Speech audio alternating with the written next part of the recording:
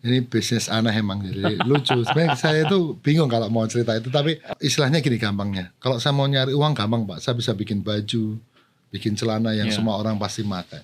Tapi kalau ngisi kemerdekaan itu yang susah Pak. Waktu itu juga Pak Prabowo mungkin ingat, Pak Prabowo 08 itu Danjen Kopassus kalau pagi itu menembakkan pistolnya itu yang isinya 12 atau 15 itu nembakin buletan itu. Oh, jadi rueng untuk sasaran itu Pak. Material ini waktu itu digunakan Pak Prabowo untuk latihan tembak Pak? Iya siap betul.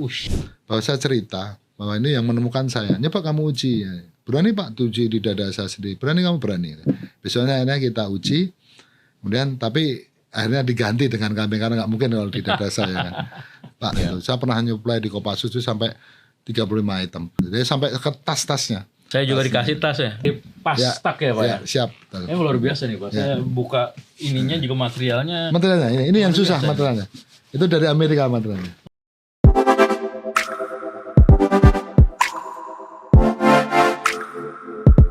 Halo, apa kabar? Jumpa kembali dalam podcast di Elsinta bersama saya Haryo Ristamaji. Dan kali ini kita akan membahas sesuatu yang luar biasa.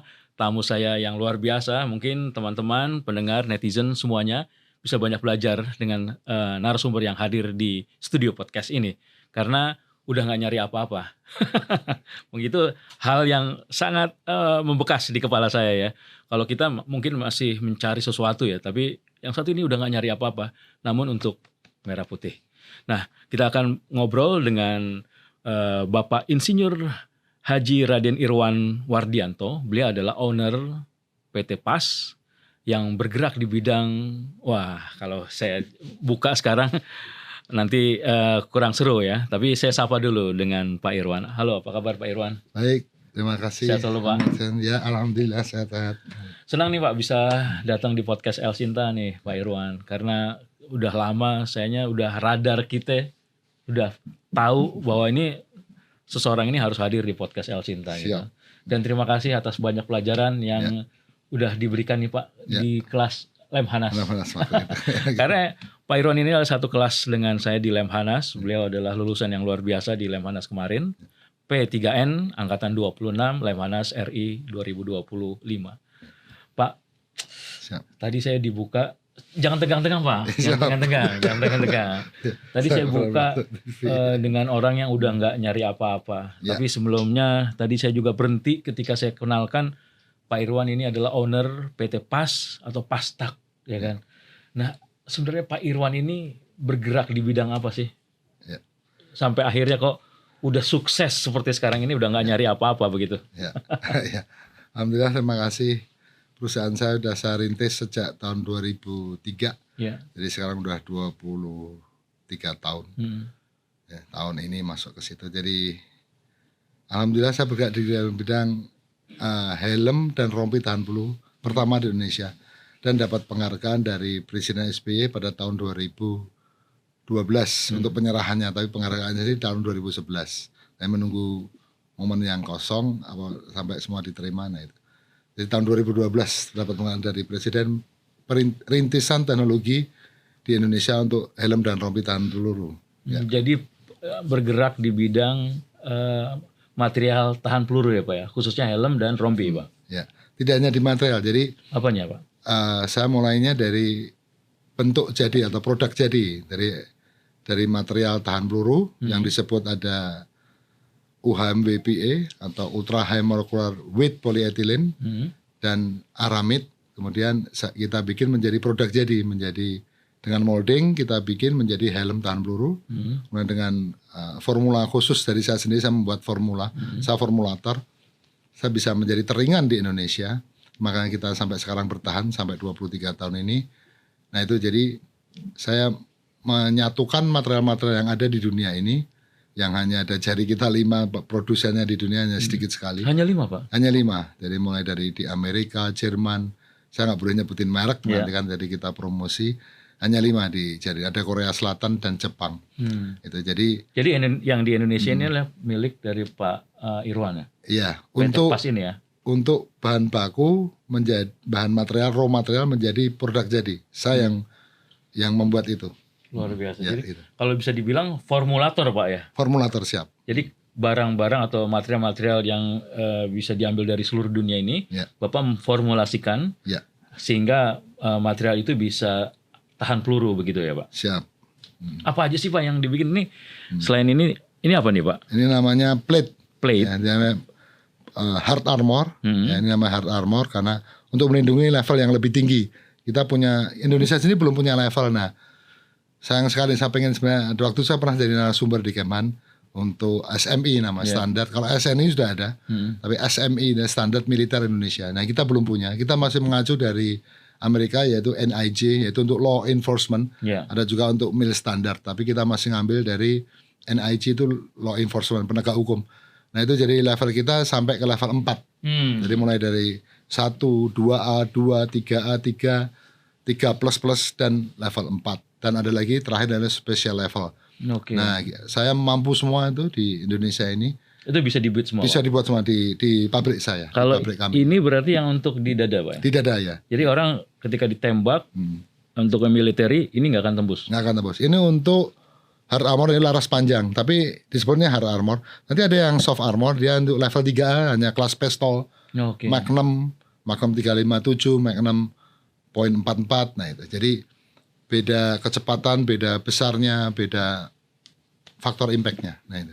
Dan materialnya ini Bapak memformulasikan dari di produk-produk dunia itu Pak, dari luar negeri semua. Iya, itu sayangnya itu Pak. Jadi di Indonesia itu sayang sekali belum punya raw material. Jadi kita, maka KKP saya kemarin di Lemhanas, saya pengen hilirisasi, semoga ini didengar oleh pemerintah. Pasti Pak, pasti. Ya, jadi saya pengen membuat dari mulai bahan baku, mulai dari benang, sebelum benang juga ada, jadi sampai benang kita anyam menjadi fabric, dengan formula khusus 0 degree dan 90 degree, 0 derajat dan 90 derajat. Nah, nanti akan saya terangin semua kalau sudah ketemu dengan para pemerintah ini yang pas ya, mengambil kebijakan ya. Mengambil kebijakan untuk membuat hilirisasi dari mulai dari bahan baku sampai menjadi produk jadi. Itu sementara ini soalnya PT PAS yang dimiliki oleh Pak Irwan masih ambil dari bahan bakunya masih dari luar negeri. Dari mana aja sih Pak?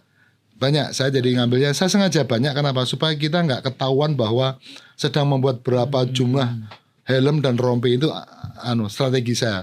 Saya ngambil dari Jerman, Amerika, dan dari Korea Selatan juga ada. Prancis ada Pak? Prancis itu tidak ada. Prancis tidak memproduksi ini kebetulan. Yang produksi kuat sekali itu hanya 2 sebenarnya, yaitu di Amerika dan di Jerman. Itu, dan saya pernah sekolah di sana. Nah itu dia Pak. Itu Jerman juga waktu itu Bapak sekolah di sana kan ya? Iya siap, betul. Apa ya yang diambil di sana Pak? Nah ini, jadi saya khusus belajar 1 membuat helm, 2 membuat rompi, dan 3 membuat panel tahan peluru untuk vehicle, baik darat maupun udara seperti helikopter, kemudian untuk pesawat. Nah ini kita sedang kerjasama dengan BUMN. Jadi ilmunya sangat spesifik banget ya Pak ya? Siap. Luar biasa. Ini helm contohnya nih Pak. Ini helm apa nih Pak? Ini helm tahan peluru level 3A. Yang digunakan oleh siapa ini kalau di Indonesia? Ini bisa digunakan oleh 3 matra dan totalnya 4 matra. Istilahnya 3 matra TNI, yaitu darat, laut, udara, dan juga Polri. Polri khususnya untuk yang bertugas kayak seperti Brimob atau yang tugas di daerah sengketa atau daerah rawan. Iya, sini ada tulisan PASTAK. Jadi memang ini produksi dari Pak Irwan ya? Iya. Benar. Jadi PASTAK itu sebenarnya singkatan dari perusahaan kita itu, PT PAS, yaitu Persada Aman Sentosa, dan TAK-nya itu sebenarnya bahasa Inggris Tactical. Nah, jadi kita kalau di bahasa Indonesia sudah PASTAK nggak apa-apa. Karena kuliahnya di luar negeri soalnya ya kan? Jadi ya pakai bahasa Inggris. Pak, ini bahan termasuk yang di belakang sana, saya lihat itu helm itu UN, artinya dipakai juga ada standar UN ya Pak, PBB atau untuk International Task Force gitu Pak, atau gimana? Ya gini, jadi Indonesia kan anggota PBB dan ikut aktif dalam peran PBB. Jadi Indonesia sendiri disupport oleh PBB untuk mengirimkan tentara kita. Itu di PMPP di Sentul sana itu. Jadi kita dapat proyek dari situ. Jadi UN memang United Nation. Jadi kita mengirim pasukan di Afrika, dari Libanon itu. Jadi daerah-daerah rawan yang sengketa di Timur Tengah. Gitu. Oke, jadi material-material itu Pak Irwan yang buat di PT PASTAK ini Pak ya. dan digunakan oleh TNI baik yang ada di 3 matra itu Pak ya, darat, laut dan udara, dan juga untuk yang internasional. Pak, saya ingin tahu nih Pak, mungkin ini dia yang harus diceritakan ke seluruh pendengar dan netizen Pak. Bisnis ini kata orang asik Pak ya, atau apa yang kok bisa timbul ada bisnis seperti ini sangat spesifik kan Pak. Tadi Pak Irwan cerita cuma ada berapa orang di dunia ini kan ya, termasuk Pak Irwan satu di Indonesia begitu. Awalnya gimana dulu Pak?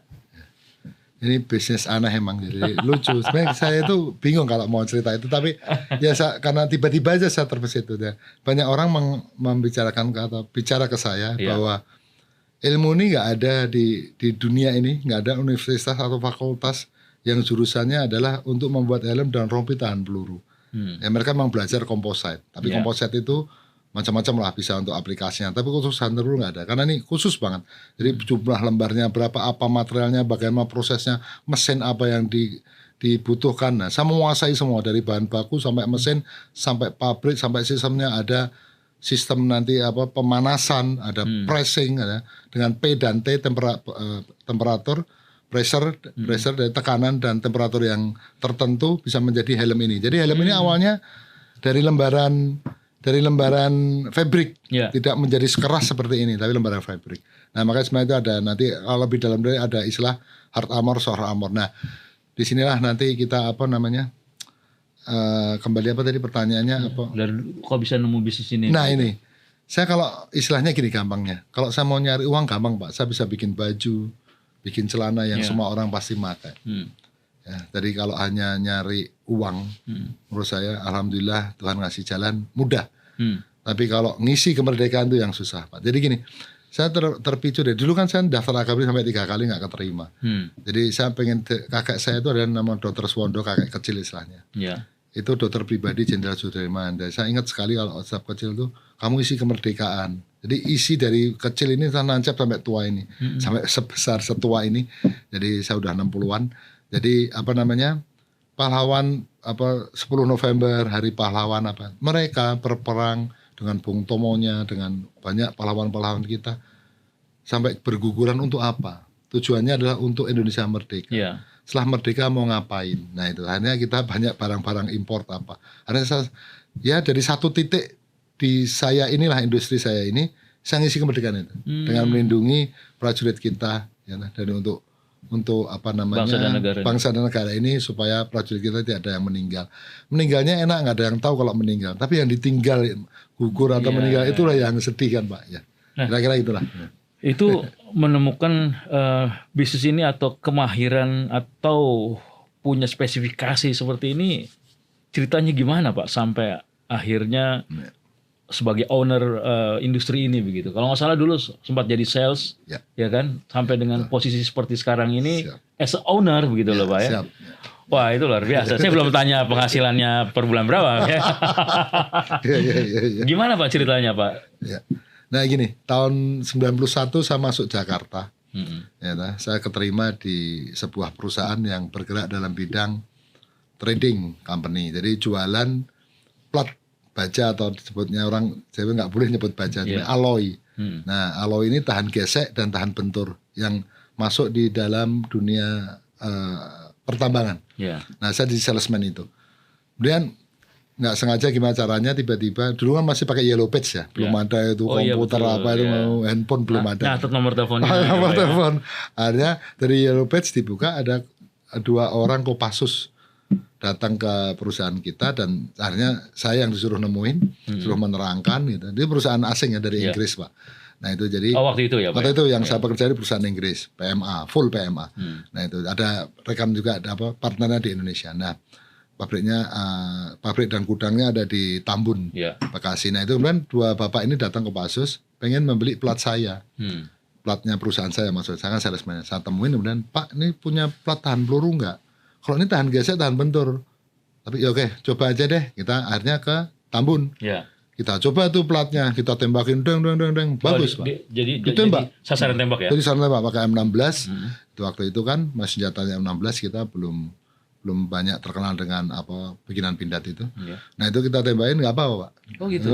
Pelurunya 5,56 kali 45 mili. Nggak apa-apa, nggak tembus apa. Ya udah akhirnya mereka membeli. Nggak tahunya mereka dibuat seperti bulatan kepala ukurannya sampai 10-15 cm sampai 20 cm. Jadi dari kecil sampai besar.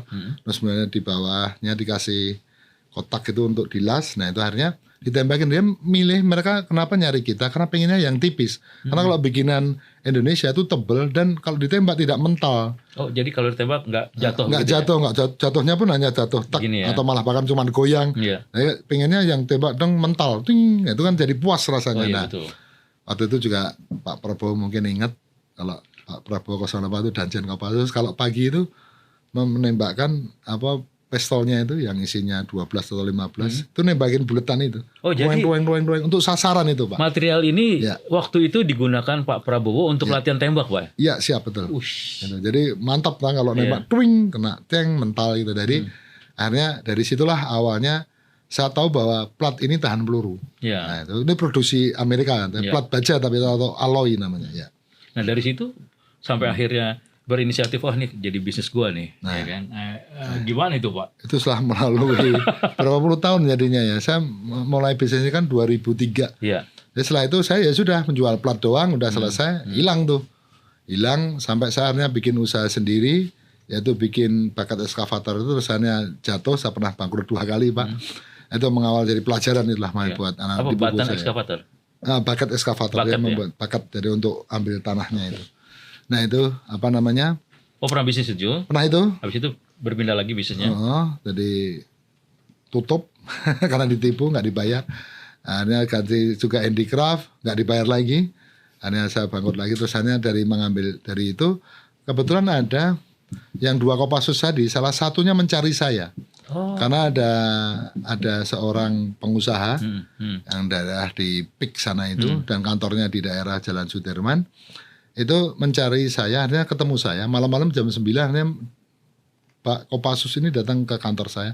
Pak Irwan besok pagi ke Kopassus bawa plat yang dulu pernah kita tembak. Nah saya kebetulan masih punya itu karena sisa dari buka plat itu bisa buat untuk bakat eskavator. Nah saya bawa itu, saya tembakin. Saya punya videonya nih, semua ada. Semua ada. Dokumentasi orangnya ada. Iya, saya suka fotografi Pak. Saya suka banget fotografi, saya sampai koleksi kamera. Nah itu jadi dan handycam. Nah itu jadi akhirnya kita pagi-pagi jam 7 pagi saya ke Kopassus ke di Cijantung. Kita tembakin tuh. Saya punya videonya, ada 2 orang yang waktu itu nembak lagi. Mulai dari 3 mili, 6 mili, 8 mili, 10 mili tebalnya. Kekerasannya beda-beda juga, mulai dari 360 Brinel, 400 sampai 450 Brinel. Sampai 500 Brinel, 600 Brinel saya punya. Nah itu jadi Brinel nanti kekerasan dari skala kekerasan daripada plat alloy ini. Nah udah setelah itu puas tuh mereka Pak ya? Puas, berhasil. Terus mereka bapak yang dari pengusaha ini hanya pesan saya. Jadi pesan untuk dibuat tahan peluru.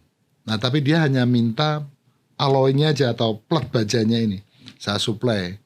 Kemudian akhirnya mereka jadi disuplai. Terus yang kedua dia pesan ngasih DP saya 5%, atau 10% ya kira-kira segitulah. Terus kemudian akhirnya nggak diambil. Jadi saya pusing tuh waktu itu kan, nggak diambil, nggak dibayar. Nah jadi akhirnya saya numpuk tuh punya stok tuh. Nah dia akhirnya beli sendiri material platnya itu dari Jepang katanya. Nah, di mereka pabriknya di Taiwan. Udah, habis itu saya udah putus asa. Oh, jadi itu mangkrak dong Pak ya? Mangkrak. Terus sebenarnya saya putus asa, kemudian saya tiba-tiba ketemu sama udah almarhum Pak Suendro. Bahwa saya cerita bahwa ini yang menemukan saya. Pak kamu uji. Berani Pak uji di dada saya sendiri. Berani kamu berani. Besoknya akhirnya kita uji. Kemudian tapi akhirnya diganti dengan kambing karena nggak mungkin kalau di dada saya kan. Pak jenderalnya almarhum Pak Suendro ini juga dulu diritekin di Kemenhan. Itu jadi ini karena udah almarhum jadi saya berani nyebutin namanya. Nah itu sebenarnya akhirnya diuji pakai kambing, diganti dengan kambing. Saya punya videonya juga Pak Dieng itu nggak apa-apa Pak. Nah itu jadi akhirnya situlah awal daripada itu. Tapi saya hanya membuat formulanya. Tapi produksinya di Inggris, namanya United Shield Internasional, disingkat dari U-Shield. Nah itu hanya waktu saya dibawa ke sana tahun 2006, diproduksi di Inggris. itu dikasih nama dengan tipe Irwan 4. Nah itulah kira-kira begitu sejarahnya. Nama saya dicantumkan di situ karena saya sebagai penemunya, formulatornya. Jadi ketika dia penemu menekatkan diri untuk bikin bisnis ini begitu Pak? Ya siap. Dari situlah saya pede banget. Terus sebenarnya yang mecah telur pertama yaitu dari Densus 88 Pak. Waktu itu yang pesan pertama kali saya menang tender. Dulu kan tendernya susah Pak. Jadi saya langganan koran, ada 2 koran, Kompas sama Media Indonesia. Dulu diumumkan Pak. Jadi setelah reformasi kan kacau tuh. Jadi bisnisnya. Nah akhirnya ada baca di koran, saya ikut tender itu. Dan alhamdulillah menang karena hanya saya yang bisa. Gitu kira-kira gitu lah. Dari situ baru Pak ya. Karena spesifik dan orang nggak tahu nyari di mana, cuma nyari di tempat Pak Irwan. Siap. Jadi di situ. Apa aja Pak selain sudah tadi di TNI, Polri, TNI 3 Matra itu 3 Pak Matra ya. Itu yang rata-rata mereka pesan apa aja sih Pak? Ya. Yang sering, yang hampir setiap tahun ada anggaran itu dari pemerintah. Dari Kemhan dan Mabes TNI dan Matra-Matra itu UU. Itu helm dan rompinya akhirnya 1 set seperti ini. Ya 1 set sampai ke jersey-nya baju pakaiannya ya? Pakaiannya juga atas bawah langsung. Terus ada ikat pinggang atau tactical belt. Itu namanya APP set. Kita sebut APP set singkatan dari Pak Irwan yang bikin semua itu Pak? Iya, satu. Jadi ada helm, baju, terus ini apa namanya Pak? Rompi, kantong-kantong, kantong belt, belt. Terus celana kadang iya kadang enggak.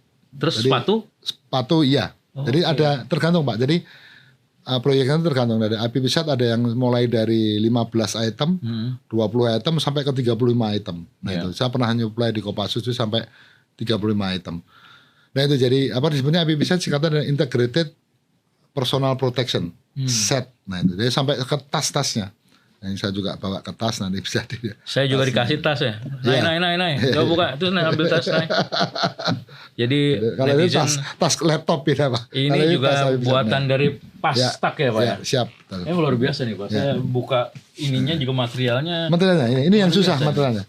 Itu dari Amerika materialnya. Oh gitu. Kita nggak boleh merek sih, nyebut ya. Dan ini juga Pak ya. Ini ini Amerika juga. Sangat keras gitu. Keras itu. Dan terpaksa Indonesia belum ada. Ya jadi saya terpaksa impor karena ini harus mil spec mil standar. Jadi harus standar militer karena itu harus tahan bentur, tahan diinjek apapun lah. Ya. Oke Pak, habis bisnis ini Pak ya, secara financing, secara alhamdulillah keutamaan, kualitas. Oke Pak semua. Dan teman-teman TNI 3 Matra itu puas semua. Iya, alhamdulillah. Karena gini, setiap tender ya, setiap mau ada tender, ada lelang itu, kita sebelumnya kalau di Kemhan dulu namanya masih Dephan, itu selalu uji dulu Pak. Baik pengikut atau yang mendaftar. Biasanya ada awal kan koran, terus kemudian ada pengumuman di Dephan sendiri dan sekarang namanya Kemhan. Itu ada pengumuman, mesti kita ikut. Terus sebelum ikut itu cuma diuji Pak. Jadi peserta yang ikut lelang itu diuji. Kalau di darat itu kita ngujinya di Batu Jajar. Itu kita tembakin dulu. Kalau yang tembus atau nggak mampu menahan peluru nggak boleh ikut. Nah itu jadi baru beberapa gugur hanya tinggal 3 atau 5 perusahaan. Habis itu terus penawaran, proses lelang begitulah kira-kira. Udah setelah itu rampung baru kita kirim. Itu dari namanya APP set. Gimana nggak cuman perusahaan beliau aja yang bisa handle ini semua. Jadi mau cari apa lagi gitu ya Pak ya. Alhamdulillah. Pak Irwan sekarang udah jadi owner. Siap. Dan udah sukses banget dan produknya udah luar biasa digunakan di TNI, bahkan Polri nanti ya Pak ya kalau nggak salah. Dan sampai di dunia juga. Apa lagi sih Pak yang mau dicari? Secara financing Pak Irwan gimana? Alhamdulillah Pak. Jadi gini, kalau hitung aset atau ngitung uang ya itu. Buat apa sih kalau uang emang untuk hidup. Tapi kalau untuk alhamdulillah saya sekarang semuanya saya udah punya. Saya udah punya istri, saya udah punya anak, saya udah punya cucu sekarang. Luar biasa cucunya nih, ceritanya lucu banget ya.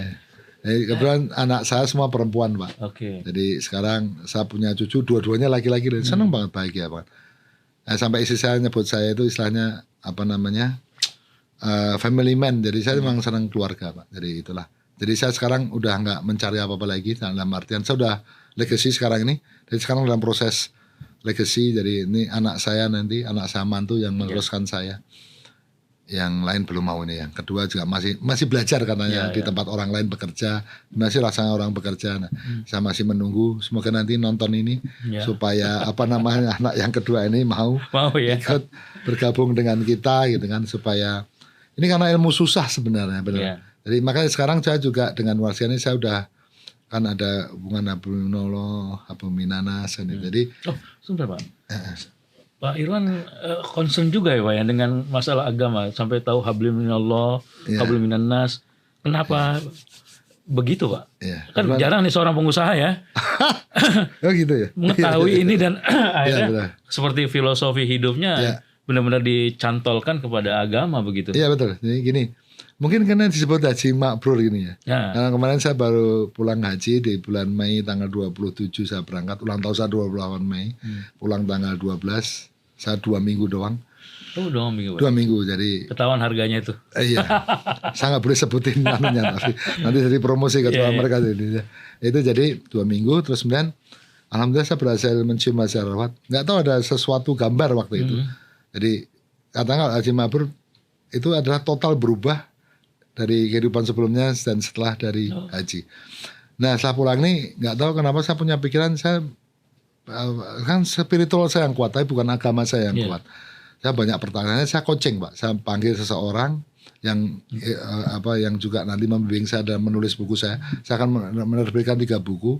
Itu yang pertama adalah. Nanti Pak, saya mau tanya bukunya. Tapi saya pengen tahu dulu. Kok Pak Irwan tertarik sekali dengan masalah spiritual ini ya?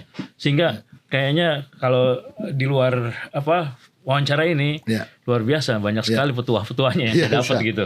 Karena setiap Jumat saya panggil orang, saya kontrak selama 2 tahun dengan harga yang lumayan tinggi. Itu kalau dihitung dari rupiahnya ya. Tapi kalau manfaatnya beda. Nah itu akhirnya saya istilahnya coaching ya di sini. Atau orang biasa nyebutnya pengajian. Jadi setiap hari Jumat selain pengajian kita juga meeting weekly. Nah itu kita adain itu. Penting Pak itu untuk Pak Irwan di masalah lebih mendalami itu. Ada pengajian di kepala sampai dengan tindak tanduk itu apakah nyambung Pak? Nyambung sekali menurut saya. Gini, jadi apa sih orang yang mau cari di hidup dunia ini ya akhirnya itu. Akhirnya kita hanya mencapai sesuatu yang kalau untuk dihitung-hitung akhirnya cuman orang Jawa ngomong mampir ngombe. Minum, makan, tidur, kerja, rampung. Besok mikir malam tidur lagi, apa lagi sih? Yang cari. Nah setelah mencapai gini, mungkin kalau orang ngomong, iya Bapak setelah mencapai itu baru bisa ngomong begini. Tapi benar kalau sudah mentok kayak gitu, kalau saya kan udah istilah mentok. Saya udah punya rumah, saya udah punya mobil, mau beli apapun saya udah bisa. Mau apa lagi? Jadi yaudah saya sekarang membaktikan dharma di saya. Sekarang saya jadi dosen tamu untuk di Unhan. Kemudian saya juga baru diangkat oleh Rektor ITK, Institut Teknologi Kalimantan sebagai Dewan Pertimbangan. Jadi kalau di Jerman benar, menurut Pak Rektor ini ITK, itu vokasi. Jadi saya memang nggak sekolah secara akademis, tapi saya praktisi dan vokasi. Jadi susah sekali ini ilmu ini memang. Akhirnya saya uji-uji saja. Saya hanya menguji-uji saja. Akhirnya setiap produk pun setiap saya memproduksi helm dan rompi ini sampai punya lapangan tembak. Jadi akhirnya setiap ini saya ambil secara random, setiap 100 itu saya tembakin Pak. Jadi sampai punya banyak banget helm yang udah ketembak-tembakin. Karena ini melindungi nyawa, jadi harus hati-hati, harus presisi, quality. Makanya sampai moto kita adalah quality is our rule, dignity is our soul. Jadi agama atau spiritual itu penting untuk mengambil keputusan. Siap, betul. Bisa menelaah begitu. Gimana? Ada cerita nggak Pak? Dalam ini ternyata nggak nggak match nih sama spiritual gue nih gitu. Gimana? Ada pernah kayak gitu? Iya, kalau itu sebenarnya gini ya, saya orang Jogja Kauman bukan. Jadi saya memang sudah belajar agama dari kecil sudah lah. Jadi agama itu hanya bukan hanya maksudnya dapat untuk, jadi tidak hanya ilmu yang bisa kita terapkan. Jadi gini, seperti sekarang ini saya juga setelah mentok nih saya pengen jadi dosen itu ibadah. Jadi ilmunya. Jadi ada amal jariah, yaitu kan amal yang nggak akan terputus setelah kita nggak ada. Nah ini ya yang jadi sekarang concern saya di situ Pak. Maka saya mau jadi dosen, saya mau jadi mengajar apapun, siapa yang nanya, siapa yang ini yang datang kantor, saya untuk bertanya apapun akan saya ini. Kecuali hanya formula. Jadi kalau formula itu susah sekali saya lempar, karena itu ilmu saya benar-benar yang dari 23 tahun saya belajar sejak 2003 menyusun sendiri bagaimana itu. Ada istilah saya buat hybrid. Jadi saya campur antara itu jelas itu kata orang rahasia perusahaan itu. Rahasia perusahaan itu. Bisa di-share itu, Pak. Ya itu. Nah, ngomong-ngomong perusahaan juga, jadi saya paham tuh, Pak. Jadi ngomong ngapain lagi. Nah, artinya amal jariah yang dikejar ya Pak ya. Dengan karya-karya Pak Irwan, baik yang seperti ini maupun pemikiran-pemikiran.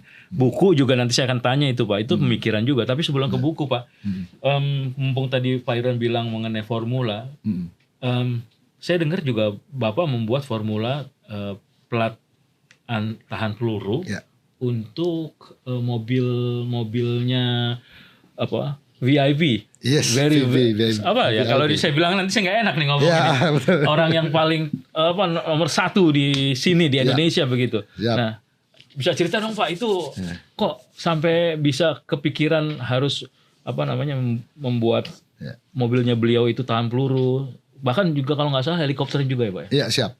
Jadi gini.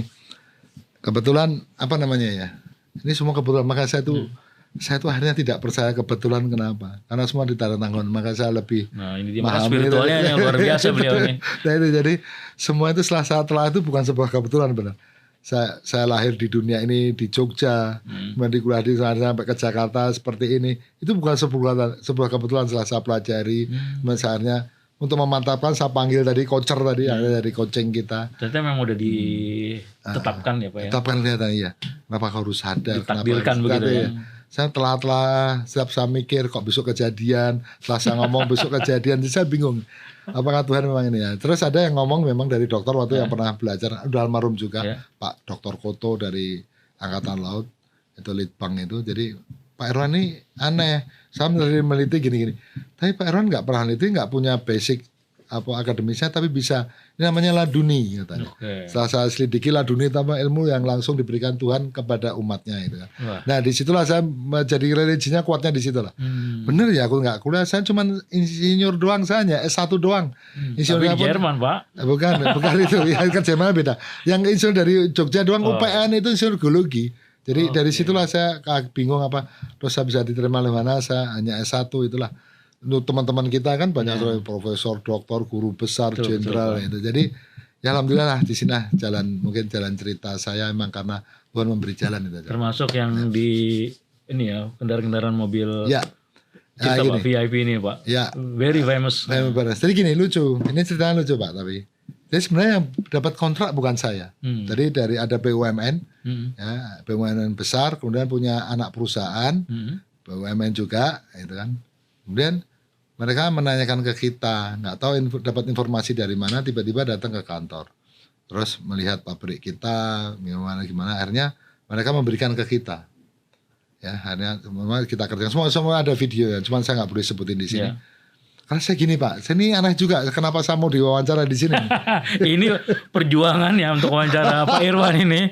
Ya kalau 1001 malam lah ya. Dari kita pertama kali Lemhanas ya, Pak Irwan harus datang di podcast. Gitu sampai ujungnya kemarin ya Pak ya. Betul. Terima kasih loh Pak. Bisa datang ke sini. Sama-sama. Gini, saya sebenarnya orangnya tertutup banget. Saya sebut saya banyak melindungi orang, saya pengennya nggak terkenal aja, saya nggak pengen diekspos, karena menurut saya ini rahasia banget gitu, bahwa yang hasil yang saya produksi, hasil karya saya ini tidak boleh diketahui orang umum, karena ini ada levelnya, ada ininya, jangan sampai tahu istilahnya bahwa itu tuh proteksinya seperti apa, di mana saja. Sini kan kita nggak ngebuka itu Pak, kita kan ngebuka tentang kenapanya kok Bapak bisa sampai bisa bikin tahan peluru mobilnya beliau begitu. Betul. Termasuk juga helikopternya beliau gitu kan.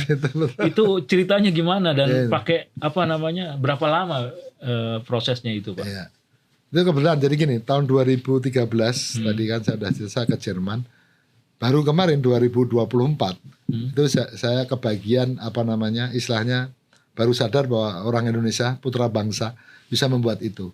Nah itu saya akhirnya. Jadi ilmu Bapak dari 2013 sampai kemarin baru bisa diterapkan. Diaplikasikan ya. Terlambat memang. Tapi ini luar biasa Pak ya. Tapi better late than never ya. Lebih baik terlambat daripada nggak sama sekali ya itu. Nah itu akhirnya saya bisa, alhamdulillah, terus saya bikin. Pertama hanya 2 helikopter itu untuk yang TNI darat. Kemudian Alhamdulillah sekarang sudah totalnya sampai 10 helikopter. 10 helikopter mulai dari Caracal A225 sampai ke Super Puma. Sampai ke 2 helikopter VVIP. Yang saya bisa sebutin ini kan hanya warnanya putih. Kalau orang yang putih itu spesial gitu. Ya.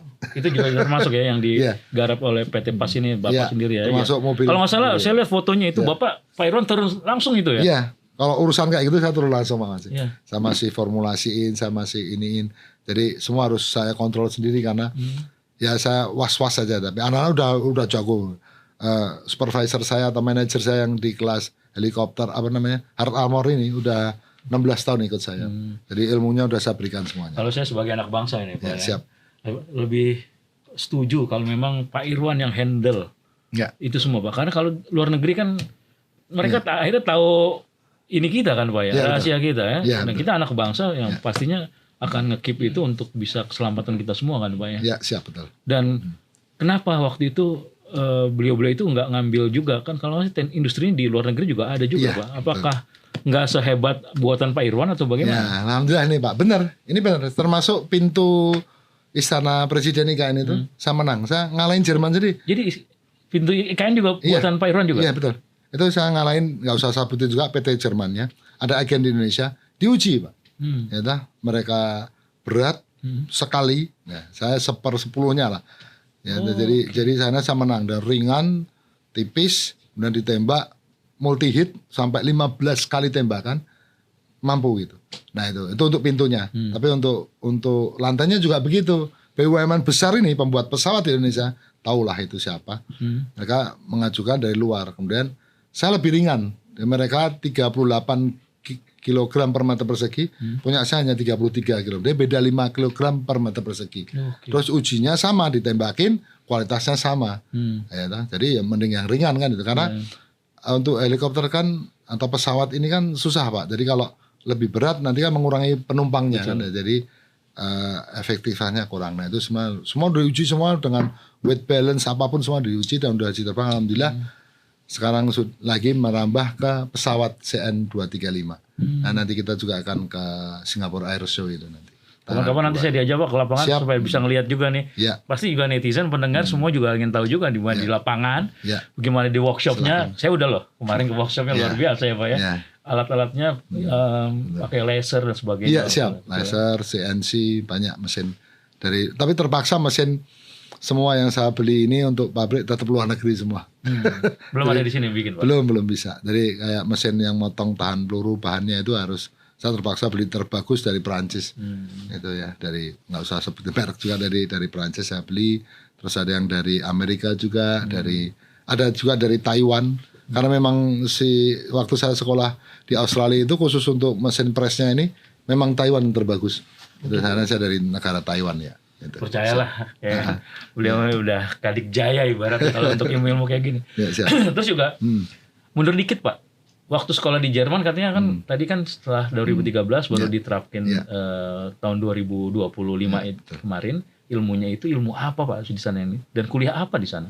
Dan siapa aja yang ditemuin Pak waktu itu? Iya, jadi gini, sebenarnya itu bukan kuliah tapi istilahnya praktek langsung. Jadi kita di sana itu sebenarnya pabrik material itu, pabrik material tahan peluru. Mereka punya 2 jenis, yaitu dari singkatannya aja bukan kepanjangan UHMBP, PI, polietilen sama aramid. Nah itu di situ saya dapat dari ahlinya, profesor doktor di sana. Terus kemudian bagaimana cara membuat soft armor dan hard armor. Nah itu ada 2 orang, soft armor sendiri. Namanya saya lupa lah, Christensen atau Dr. Christensen itu. Jadi ada fotonya sih. Terus kemudian satu lagi ada videonya juga saya lengkap semua membukakannya. Dan saya sampai tanda tangan NDA. Dan saya orang Asia yang pertama yang boleh masuk ke situ dan yang terakhir karena nggak ada lagi sekarang katanya. Karena alhamdulillah akhirnya maju kan. Itu jadi karena itu ilmu yang susah banget. Benar. Itu dan harus ada NDA itu. Bisa Bapak masuk di situ dan bawa ilmu ke Indonesia kan? Iya itu.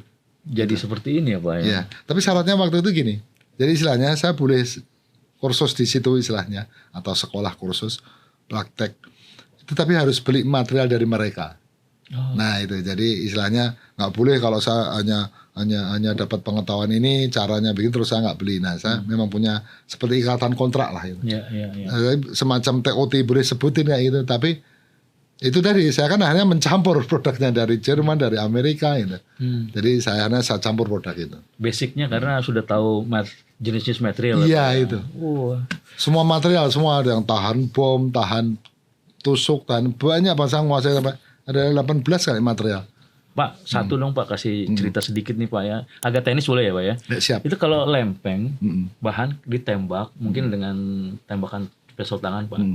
Itu nggak tembus. Ya. Kenapa sih kok nggak tembus? Itu kuat di mananya Pak? Iya.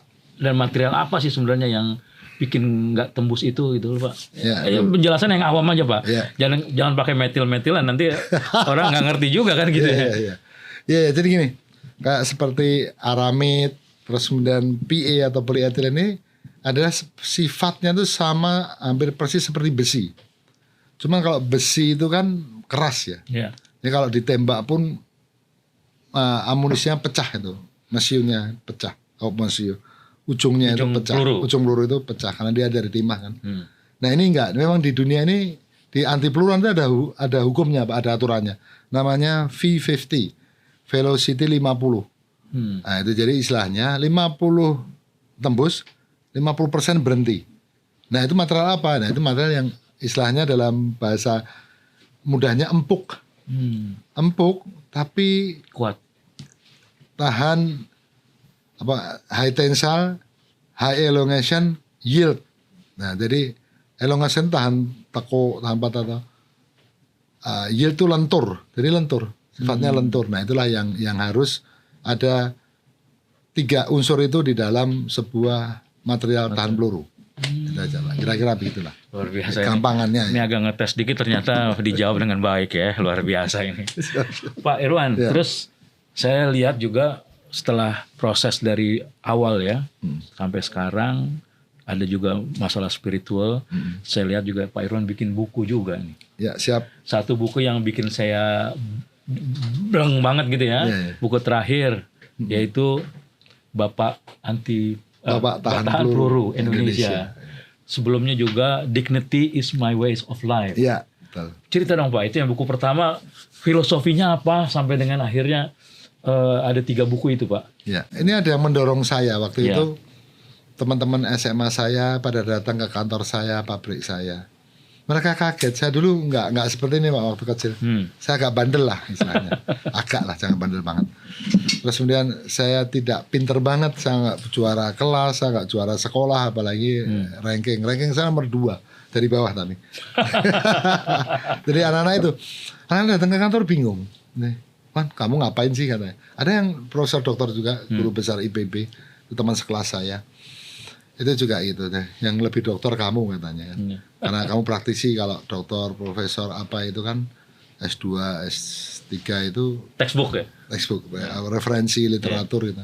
Kalau ini kan percobaan itu ya, dari practice vokasi itu istilahnya. Nah itu jadi apa ya tadi ya, saya akhirnya ada yang dorong nggak tahu gimana. Ini teman saya SMA waktu itu, namanya ada, nah, nanti kalau di bawah saya sebutin. Ya teman, kamu harus nulis buku. Jangan hanya kamu ambil sendiri atau apalah, biar untuk pemacu katanya. Ya, kamu memang punya teman yang bisa untuk kita diskusi bikin buku. Oh bisa. Akhirnya saya dikenalin. Nah itulah awalnya saya mau bikin buku. Pak Irwan tuh orang hebat. Aku tuh nggak pernah merasa ya Pak. Sampai sekarang saya bingung. Loh iya, kita wawancarain ya harus orang hebat ini kan. Yang datang ke sini orang hebat semua. Tapi itu Dignity My Way of Life itu apa itu? Iya, jadi gini. Saya punya marwah atau harga diri atau jati diri bahwa kayak bangsa inilah. Bangsa ini harus punya jati diri kan, sudah ada zaman Majapahit apalah, dari sebelumnya juga ada. Karena mereka disatukan dengan sumpah palapanya itu kan. Jadi saya benar-benar merah putih Pak beneran.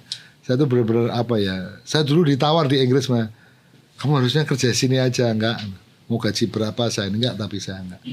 Saya pengen setelah dari pulang Inggris tahun 2006 itu saya ditawar udah di Inggris itu. Akhirnya saya pulang lah. Nggak tahu saya nggak doyan itu kali ya, makan steak mulu, nggak ada nasi di sana susah kan, harus nyari Chinese food, Malaysian food atau apa. Dulu sempat jadi saya kalau makan bule-bule pasta saya nggak suka, steak paling itu. Pasta saya nggak sampai detik ini. Cucu saya suka tuh kan. Sampai anak saya cucu saya itu jadi apa namanya nulis itu biografi katanya. Jadi untuk orang membaca memicu katanya. Jadi supaya orang juga kayak berpikir seperti Bapak ini mengisi poin-poin yang kosong yang Indonesia ini belum bisa. Kita contohnya sebenarnya mudah sekali seperti mobil, motor.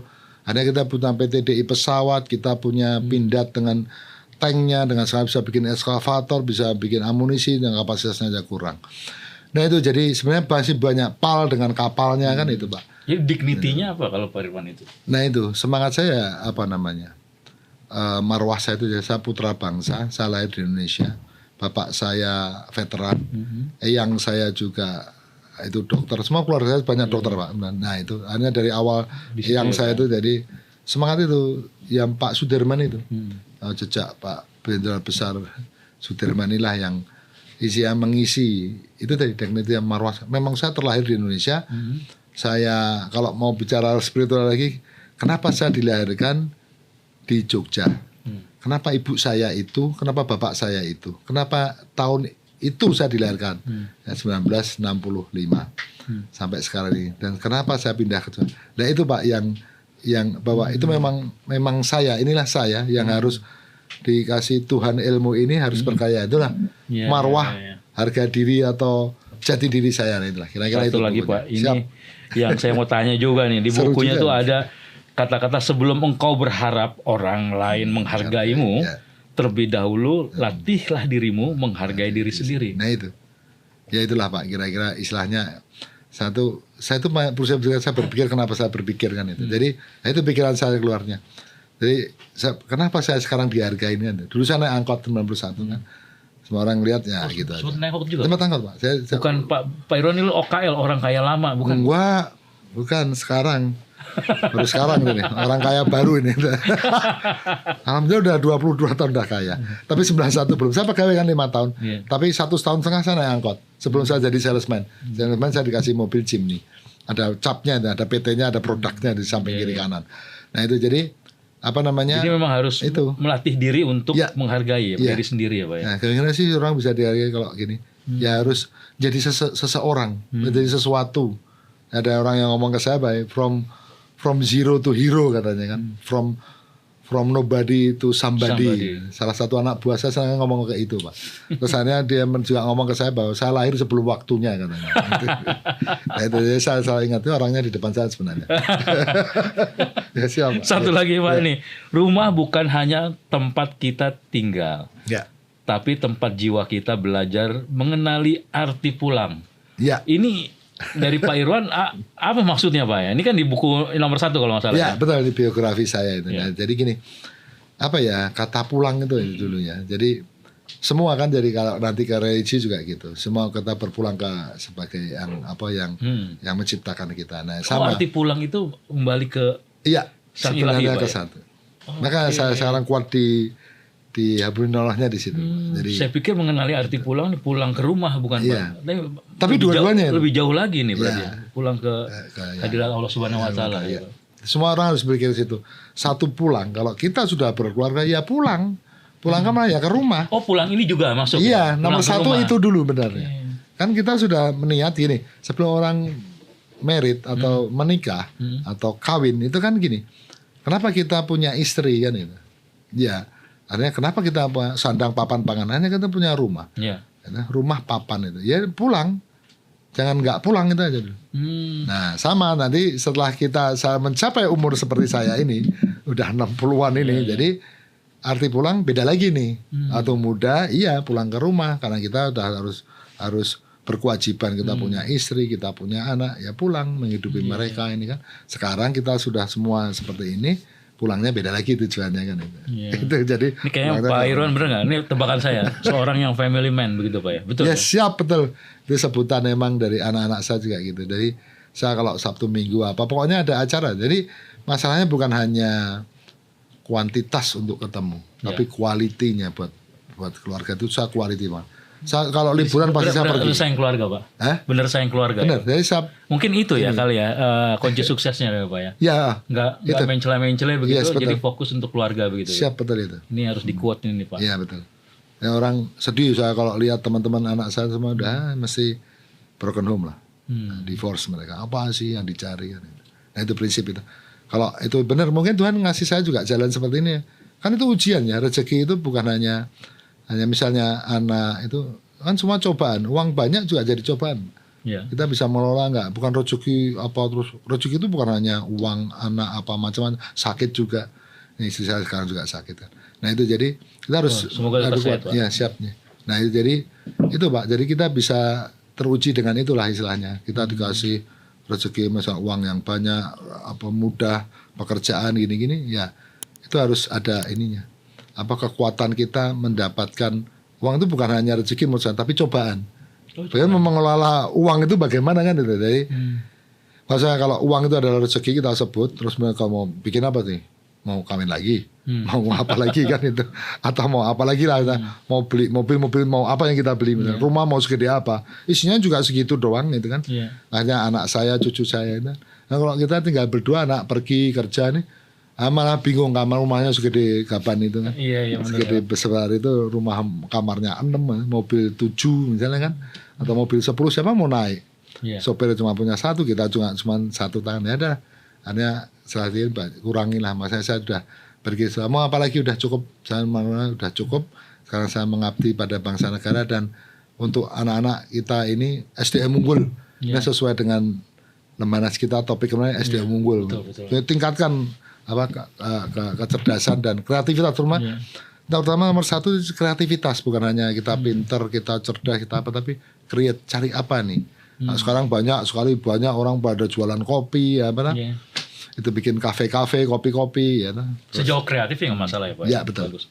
Oke Pak, terakhir. Ya siap. Saya mau belajar juga. Kira-kira apa yang bisa disampaikan ke netizen, masyarakat, semua yang dengarkan podcast kita ini Pak, untuk bisa menjadi orang sukses seperti Pak Irwan ini, from zero to hero, ya kan? Apa Pak? Satu hal mungkin yang perlu garis bawahi, sampean tuh harus begini, apa Pak? Apa ya, quotes-nya apa ini? Banyak quotes sekali di tempat saya itu. Di kepala saya itu banyak. Satu dulu ini, mau, mampu, jujur. Kalau orang mau pasti mampu. Mau apapun, mau belajar, dia mau baca buku jadi pinter. Mau nabung, apa kita kecil dulu, pangkal rajin, pangkal pandai, pangkal kaya, nabung apa itu. Jadi itu mau dulu. Jadi sebutnya kemauan. Kemauan. Terus kemudian kemampuan, atau mampu jadi kemampuan. Terus kejujuran. Nah ini yang penting nih, jujur. Jujurnya ada 2, terhadap diri sendiri ataupun orang lain. Jujur yang pertama adalah jujur tadi, kamu udah mau belum? Balik yang nomor pertama. Belum mau lah. Kenapa kamu belum mau? Nah itu. Ayo mau dulu.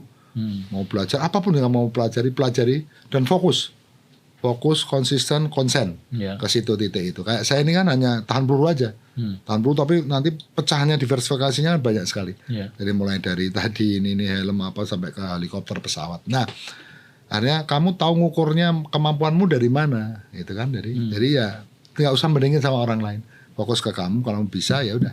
Itulah hanya kejujuran yang terakhir, jujur dengan diri sendiri sama orang lain.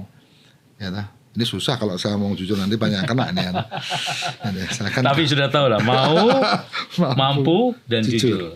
Luar biasa, Pak Irwan. Itu 3. Siap. Terima kasih sekali. Saya belum mengangkat mengenai yang anti peluru, Bapak anti peluru nih Pak. Jadi mudah-mudahan nanti next kita bisa ngobrol lagi Pak. Siap. Terus juga selamat juga kabarnya mau ada pameran juga di Singapura ya Pak. Siap, besok tanggal 3. Tapi kita berangkat Singapura tanggal 2. Cerita Pak, sedikit apa sih spill Pak yang dipamerkan, apa itu Pak? Ini, jadi terutama untuk floor, untuk lapisan lantai helikopter dan pesawat. Nah ini yang produksi dari PT DI. Kita join dengan PT DI karena memang ini acaranya mereka. Terus tapi mereka bagus, Indonesia kan bagus banget sekarang dengan Pak Prabowo-nya ini. Baru ada Inhan, buku buatan bangsa sendiri, anak bangsa sendiri. Jadi kita diajak oleh PT DI untuk memamerkan hasil karya kita di sana Singapura. Ini kira gitu Pak. Terima kasih sekali Pak waktunya. Siap, sama makasih. Banyak sekali yang kita dapat, jadi kayaknya tumpah nih. Ya kan? Ya Nay, tumpah Nay. Gak bisa ketampung lagi di sini. Udah pakai helm. Iya. Mudah-mudahan nanti kita dapatkan waktu lagi Pak Irwan untuk ngobrol yang lebih jauh karena masih banyak yang belum saya gali nih, buku 1, 2, 3 dan juga mengenai Bapak anti peluru Bapak tahan peluru Indonesia aja belum. Mudah-mudahan bisa dapat waktu lagi. Ya. Dan mudah-mudahan juga bermanfaat obrolan kita, wawancara ini untuk kita semua. Saya Haruri Tamaji ucapkan terima kasih. Kita ketemu di lain kesempatan. Sampai jumpa.